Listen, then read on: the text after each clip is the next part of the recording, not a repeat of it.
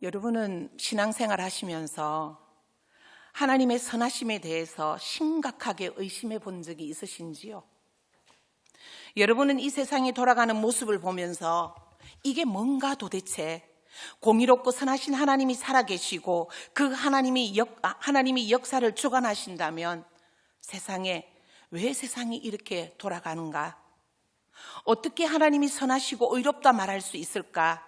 이러한 질문을 혹시 던져본 적이 있으신지요? 혹은 여러분의 자신의 삶과 주변의 불신자들의 삶을 비교하면서 선하고 의로우신 하나님은 어디에 계시는가라는 의문을 품어보신 적이 있으신지요? 성경의 경건한 사람들이 이런 의문을 품고 믿음의 위기를 경험했다는 사실은 종종 우리도 이런 의문에 사로잡히는 우리에게 적잖은 위로가 되기도 합니다. 성경이 말하는 복은 하나님께서 주시는 모든 좋은 것들입니다. 복된 길, 즉 좋은 길이 있고 그렇지 않은 나쁜 길이 있습니다.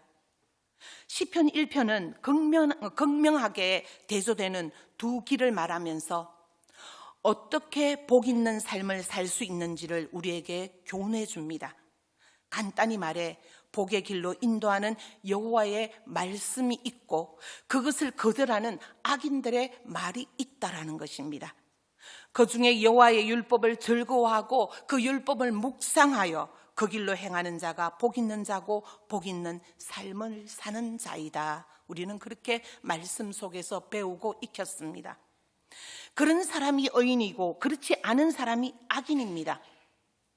당연히 하나님은 의인의 길을 인정하시고 그리고 그들에게 복을 주시지만 악인은 심판하시는 하나님이십니다. 이것은 너무나 단순하고 명료한 원리입니다.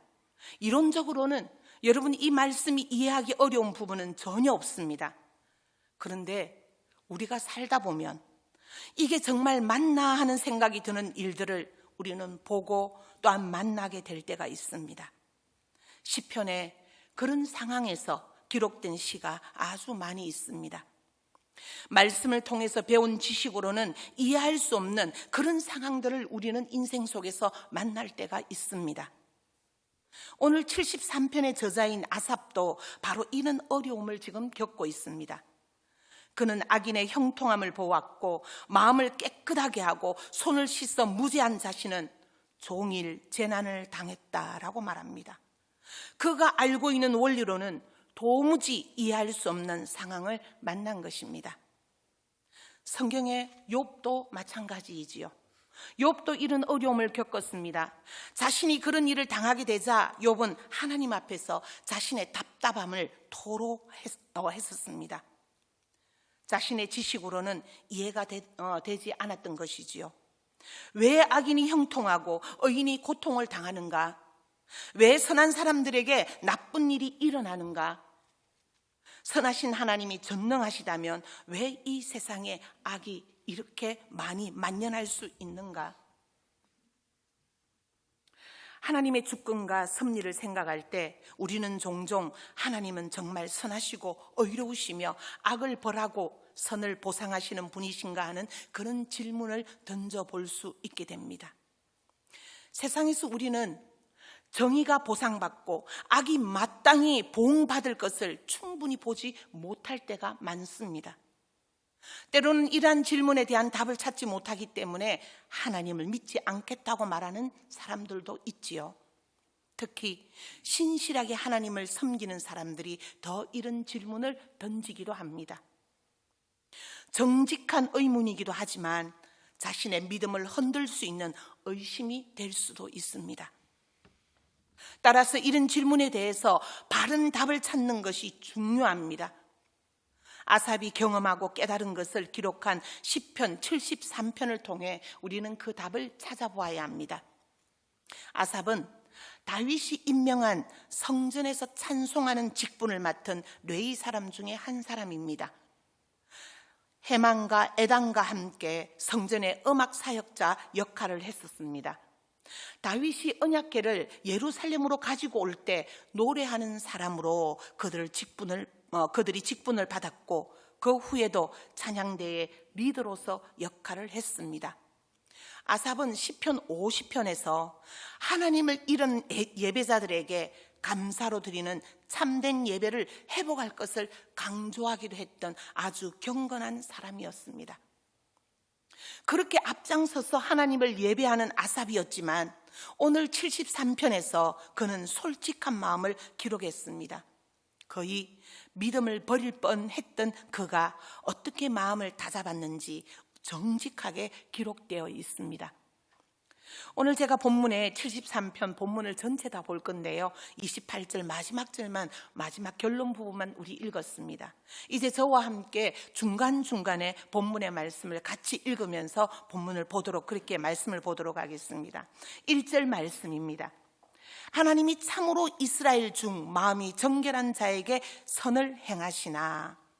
아삽은 먼저 그가 알고 있는 사실을 지금 언급하고 있습니다.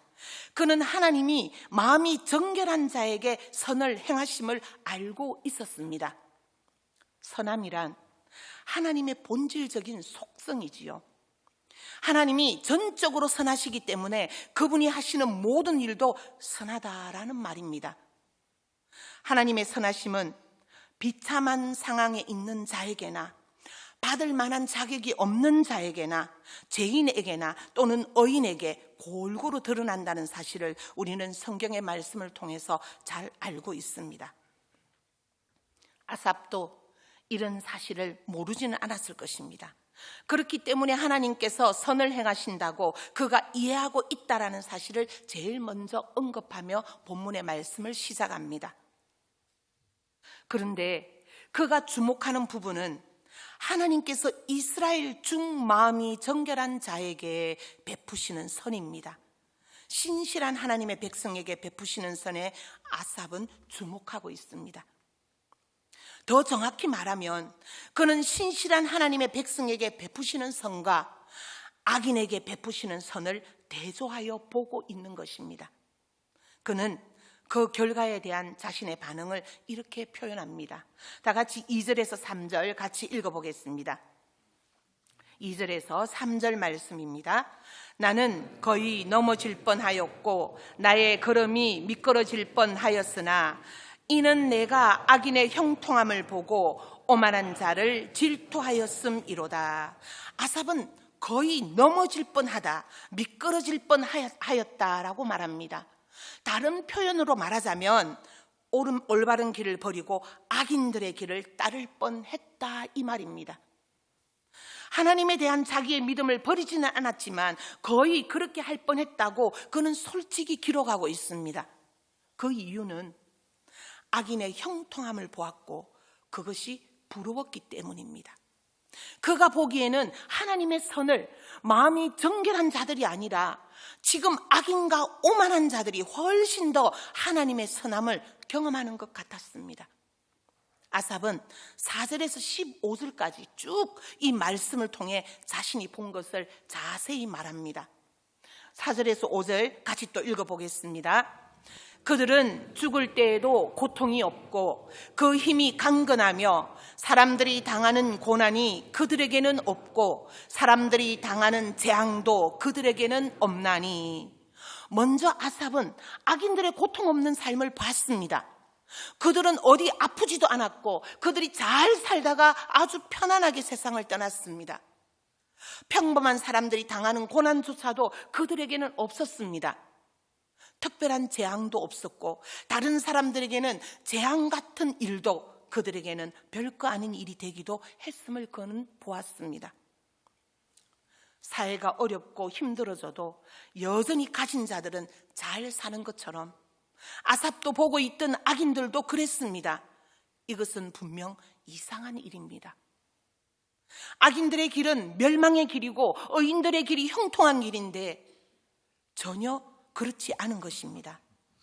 그럼 이렇게 고통 없는 삶을 사는 사람들이 사실은 의인이었던 것 아닐까요?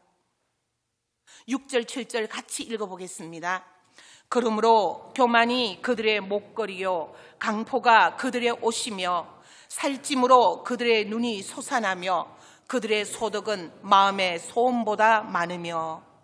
목걸이와 옷은 그들의 부와 신분을 나타내는 것들입니다. 이들은 누가 봐도 형통하고 그리고 이들은 성공한 삶을 살고 있었습니다. 누구나 부러워할 만한 복을 누리면서 살고 있어요. 마치 하나님께서 약속의 땅에 들어가서 너희들이 순종할 때 내려주시겠다고 했던 그 복을 이 사람들만 누리고 있는 것 같았습니다. 그런데 그것이 의로운 삶의 결과가 아니라 교만과 강포의 결과였다는 것이 문제이지요. 그들의 아름다운 목걸이와 옷은 그들이 얼마나 악한지를 오히려 드러내는 것입니다. 이들은 누가 봐도 악한 삶을 살고 있었습니다. 또 아삽은 악인들의 외적인 모습이 그들의 내면을 드러내는 것으로 계속해서 표현하고 있습니다.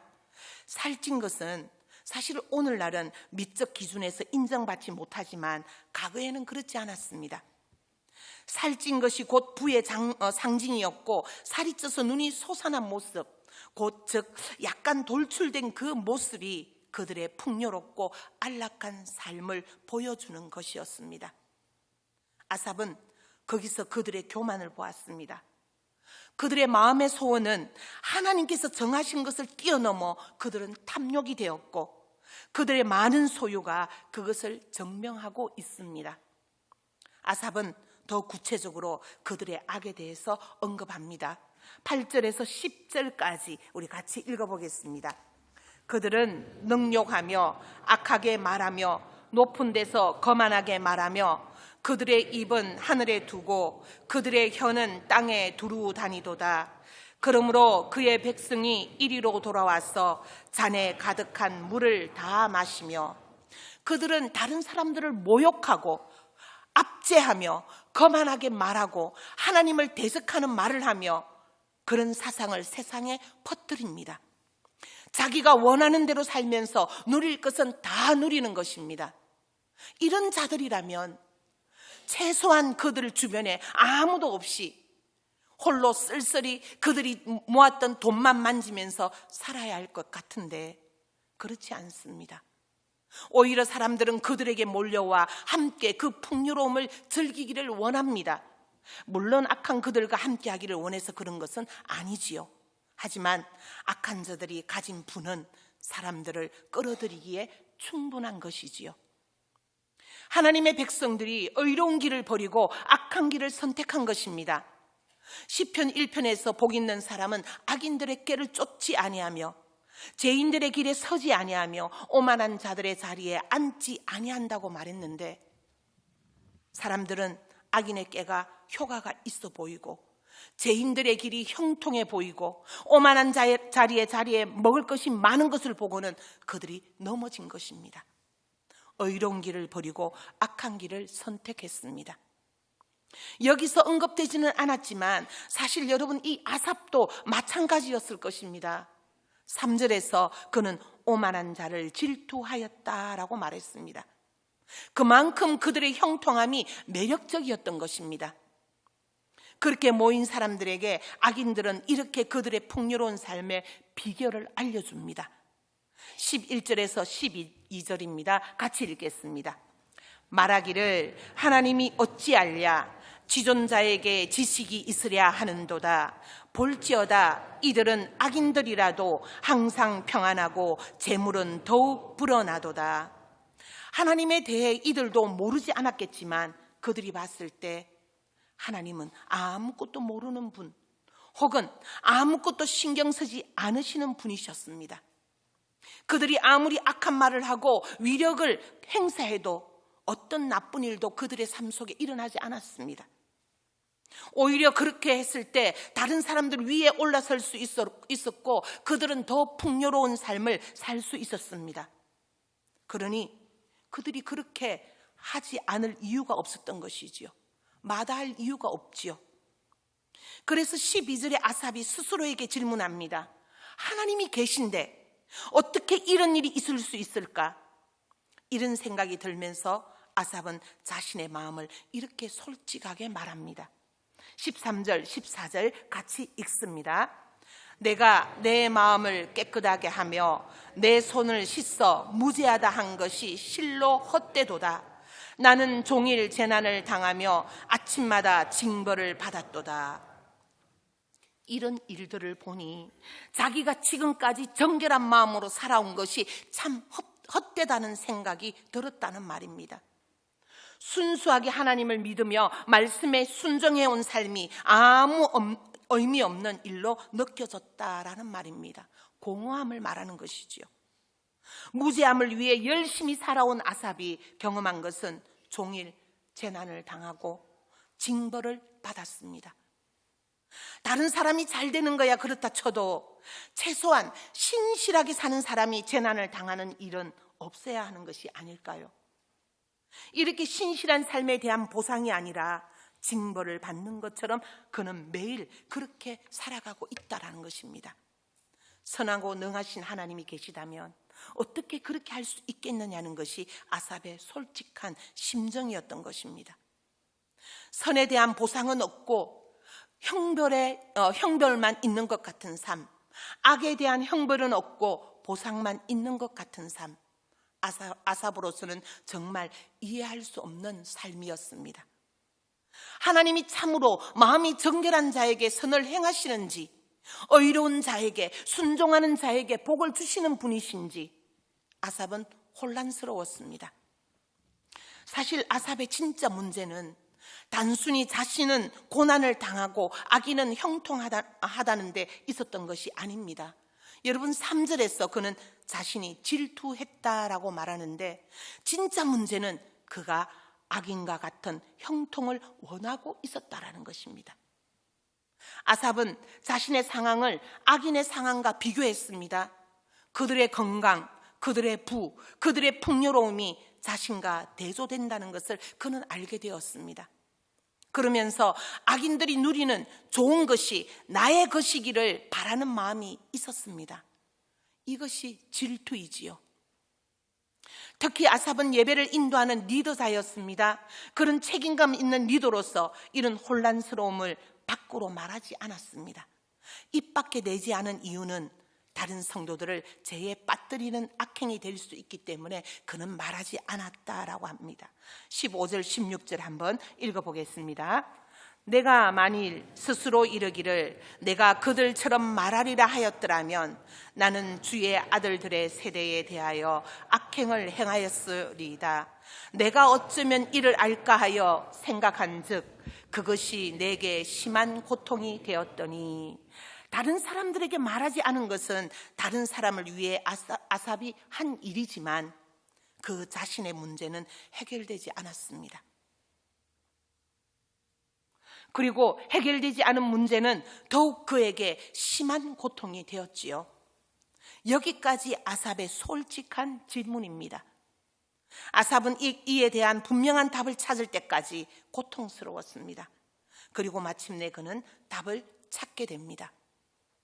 어떤 특별한 일을 통해서가 아니라 그가 늘상 하던 대로 성소에 들어갔을 때 그는 모든 의문에 대한 확실한 해답을 찾을 수 있게 됩니다. 17절 한 절 같이 한번 읽어보겠습니다. 하나님의 성소에 들어갈 때야 그들의 종말을 내가 깨달았나이다. 성소에서 아삽은 깨달음을 얻었다 합니다. 성소에서 무슨 일이 있었을까요? 사가랴처럼 천사를 만났을지도 모릅니다. 어쩌면 하나님께서 직접 나타나셨을 수도 있고 어떤 선지자나 아니면 지혜자를 만나 좋은 충고나 조언을 들을 수도 있었을 것입니다. 사실 무슨 일이 있었는지 우리는 전혀 알 수 없어요. 본문이 전혀 말하고 있지 않기 때문에 우리는 그 상황을 알 수 없습니다.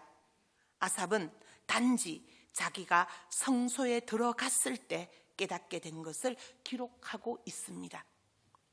그런데 아삽이 깨달았다고 말하는 것이 정말 뭔가가 새로운, 전에는 없던 뛰어난 통찰력 같은 것이 아닙니다.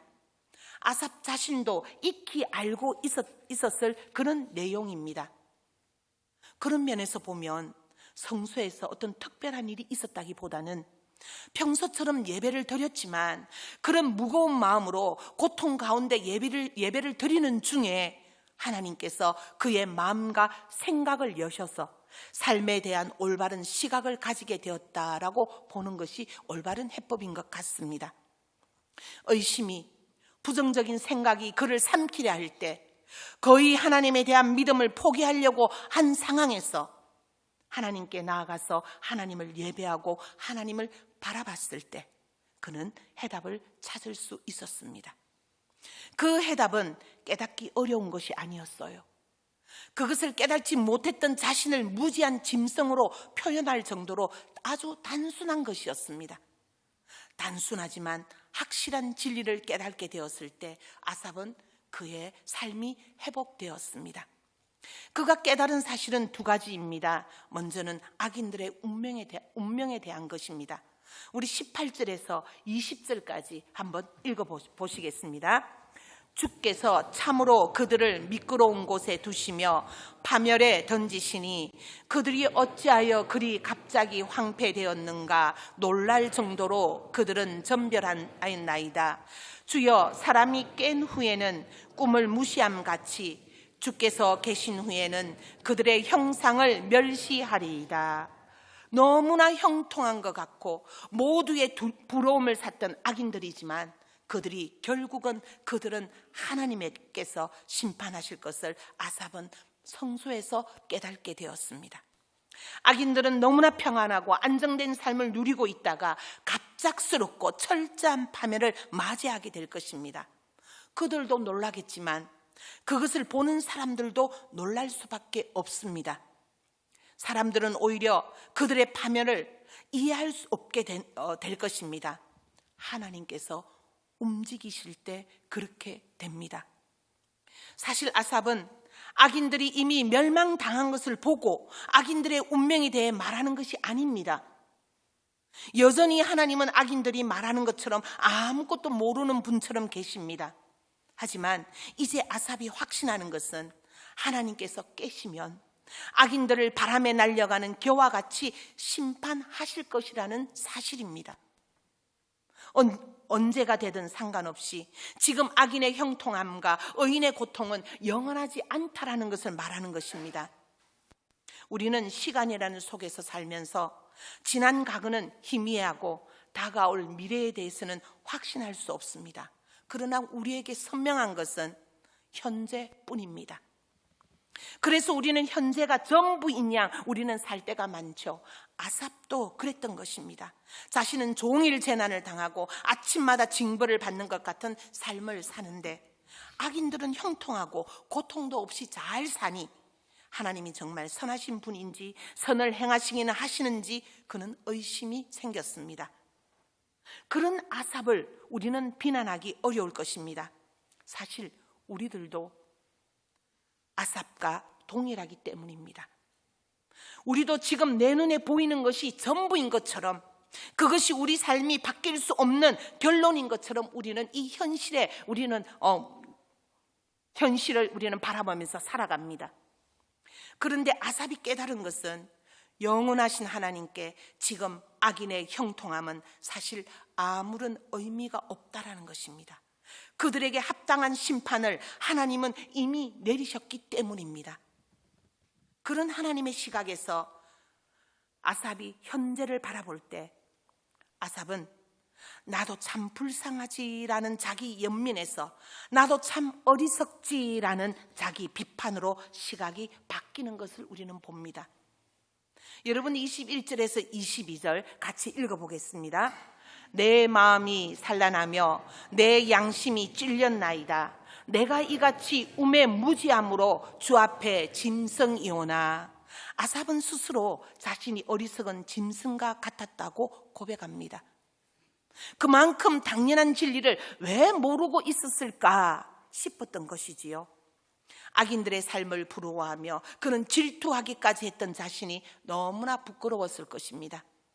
아마 천국에 가면 우리가 이런 고백을 동일하게 할지도 모르겠습니다. 왜 이 세상에서 그렇게 세상의 것에 매여서 그것을 추구하며 죽기 살기로 살았는지, 왜 그것이 인생의 전부인 것처럼 그것이 없으면 안 될 것처럼 살았는지 우리는 하나님 앞에서 후회하게 될지 모릅니다. 혹 그때 후회할 것 같다면 지금 우리의 생각을 바꿀 필요가 있습니다. 지금 어리석은 질투를 버리고 하나님께서 약속하시는 영원을 바라보며 산다면 우리는 결코 후회하지 않는 삶을 살 수 있습니다. 아삽의 깨달음은 여기서 멈추지 않았습니다. 그는 더욱 근본적인 깨달음으로 나아갔습니다. 23절에서 24절 같이 읽어봅시다. 내가 항상 주와 함께하니 주께서 내 오른손을 붙드셨나이다. 주의 교훈으로 나를 인도하시고 후에는 영광으로 나를 영접하시리니. 아삽도 그래도 자기가 믿음을 완전히 버리지 않은 것, 이렇게 깨달음으로 나온 것을 자기 공적으로 자기의 공으로 말하지 않았습니다. 아삽은 주님께 고백합니다. 내가 항상 주와 함께 할 수 있었던 것은 주께서 내 오른손을 붙드셨기 때문입니다. 주께서 나를 교훈하셔서 인도하시며 끝내는 영광으로 나를 이끄실 것입니다 라고 그는 고백하고 있습니다. 악인들은 마치 하나님의 선하심을 풍족하게 누리며 사는 것 같았습니다. 그렇게 보였기 때문에 아삽과 같은 신실한 사람도 넘어질 뻔했던 것입니다. 하지만 그렇지 않습니다. 그들에게는 함께 하시는 선하시는 하나님이 없기 때문에 그들에게는 하나님의 선하심도 없었습니다. 그러니 우리가 무엇을 바라고 우리는 무엇을 바라봐야 하는지를 우리는 조심해야 합니다. 하나님께서 주시는 어떤 것이 아니라 우리는 하나님을 바라보고 하나님을 바라보아야 합니다. 우리에게 좋아 보이는 모든 것을 가졌어도 하나님이 없다면 그는 복을 받은 것이 아닙니다. 아삽의 고백을 같이 들어봅시다. 25절에서 28절 마지막 절까지 우리 같이 읽어봅시다. 하늘에서는 주 외에 누가 내게 있으리요? 땅에서는 주밖에 내가 사모할 리가 없나이다. 내 육체와 마음은 세약하나 하나님은 내 마음의 반석이요 영원한 분기시라. 무릇 주를 멀리하는 자는 망하리니 엄녀같이 주를 떠난 자를 주께서 다 멸하셨나이다. 하나님께 가까이함이 내게 복이라. 내가 주 여호와를 나의 피난처로 삼아 주의 모든 행적을 전파하리이다. 아멘. 세상에 속한 그 어떤 좋아 보이는 것도 우리에게 필요한 것이 아닙니다. 하늘 위에든 땅 아래든 하나님이시면 충분합니다. 우리가 간절히 바라는 분은 하나님이셔야 합니다. 따라서 진정한 복에 대해서 아삽은 이렇게 결론을 내리며 시편을 마무리합니다. 하나님께 가까이 함이. 다르게 말하면 하나님께서 나와 함께 하신다는 사실 자체가 복이다라고 고백하는 것입니다. 그 사실을 인지하고 그런 하나님께 더욱 가까이 나가는 사람이 복을 누리는 사람입니다. 그렇지 않고 하나님을 멀리한다면 결국은 멸망의 길로 향하는 것입니다. 하나님을 가까이 할 때 우리는 하나님께 주시는 복을 누릴 수 있고 그렇게 하나님께서 하신 모든 일들을 세상 가운데 우리는 선포할 수 있습니다. 이러한 삶이 세상 사람들이 보기에는 풍요롭고 넉넉한 삶은 아닐 수 있습니다. 어쩌면 세상의 기준에서 볼 때 그렇게 살고 싶지 않다고 생각되는 그런 삶일 수도 있을 것입니다. 하지만 결국은 하나님을 가까이 하는 삶이 가장 복된 삶입니다. 어떤 상황에서든 그 사실을 기억해야 합니다. 오늘 우리는 시편 73편 아삽의 시를 통해서 왜 악인이 형통하고 의인이 고통을 받는지, 왜 선한 사람에게 악한 일이 일어나는지와 같은 질문들은 사실 우리 입장에서 생기는 그런 질문이 아닙니다. 아니, 우리 입장에서 생기는 그런 질문이지 하나님의 입장에서 보면 애초에 이런 질문은 있을 수 없는 질문입니다. 하나님의 선하심과 공의로 모든 일을 다 행하시는 분이시기 때문에 하나님에게는 이런 질문이 필요가 없습니다. 우리가 그것을 하나님의 일을 다 이해하고 있지는 못할 뿐입니다. 그래서 우리에게 필요한 것은 우리 입장에서 우리가 만나는 모든 상황을 이해하려고 하는 것이 아니라 모든 것을 이해하고 행하시는 하나님을 가까이 하는 것입니다. 시편 73편이 이 시대를 살아가는 우리 성도들에게 아삽을 통해 말씀하고 있습니다. 언제나 하나님께 가까이 나아가라. 언제 나아가야 할까요? 세상이 부러울 때 그렇게 해야 합니다. 언제 나아가야 할까요? 여러분이 어려운 중에 그렇게 나아가야 합니다. 삶을 살아가는 일상의 삶 속에 우리는 하나님께 나아가야 합니다. 정말 아무 일 없는 것 같은 일상 속에서도 하나님을 가까이 하기 위해 우리는 노력해야 합니다. 하나님에게서 멀어져 있으면서 하나님의 선하심이 어디 있느냐고 묻는 것은 너무나 어리석은 일입니다. 하나님께 가까이함이 언제나 내게 복임을 기억하고 계속해서 하나님을 가까이하며 그 선하심을 맛보며 살아가는 우리 모두가 되시기를 간절히 소망합니다. 기도드리겠습니다. 하나님, 성도들이 이 세상을 살아가면서 세상의 것을 바라보며 믿음 잃지 않도록 오직 하나님을 바라보며 하나님의 선하심만을 구하는 자들이 되게 하여 주옵소서. 오직 하나님께 가까이 하는 삶, 오직 교회를 가까이 하는 삶을 날마다 영위하면서 하나님이 영원토록 나의 구원, 내 인생의 즐거움이 되어주시는 은혜가 우리 성도들의 삶에 계속해서 임하게 되기를 간절히 소망합니다. 예수님의 이름으로 기도합니다. 아멘.